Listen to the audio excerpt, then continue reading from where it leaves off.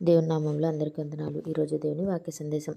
భూమి కంటే ఆకాశం ఎంత ఉన్నతంగా ఉన్నదో ఆయన యందు భయభక్తులు గల వారి ఎడల ఆయన కృప అంత అధికంగా ఉన్నది. 103వ కీర్తన 11వ వచనం.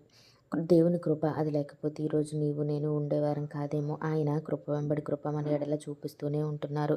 భూమి నుండి ఆకాశం ఎంత ఎత్తుగా ఉంటుందో తన యందు భయభక్తులు గల వారి ఎడల ఆయన కృప అలాగే ఉంటుందంట. భూమి నుండి మన ఆకాశానికి చేరుకోవాలి అంటే ఎన్ని రోజులు పడుతుందో. అసలు ఆకాశానికి చివరెక్కడ? రాకెట్లో ప్రయాణించిన కొంత దూరమే కదా వెళ్ళారు. నక్షత్రాలు, పాలపుంతలు, సౌర కుటుంబం, విశ్వాంతరాళం అసలు ఎంత ఉందో ఇప్పటి వరకు ఎవరూ కనిపెట్టలేదు కదా. అలాగే మన ఎడల ఆయన కృప కూడా అనుదినం నూతనంగా వాత్సల్యం పుట్టుచూనే ఉంది ఆయనకి. ఆయన కూపించుచూనే మన ఎడల వాత్సల్యం చూపేవారుగా ఉన్నారు. కృపా సత్యం సమృద్ధిగా ఉన్న దేవుడు, నీ కోసం నా కోసం ప్రతిక్షణం విజ్ఞాపన చేసే దేవుడు మనకున్నాడు. అట్టి దేవుణ్ణి బాధ పెట్టేవారంగా కాక సంతోష పెట్టేవారంగా ఉండాలని కోరుకుంటూ వందనాలు.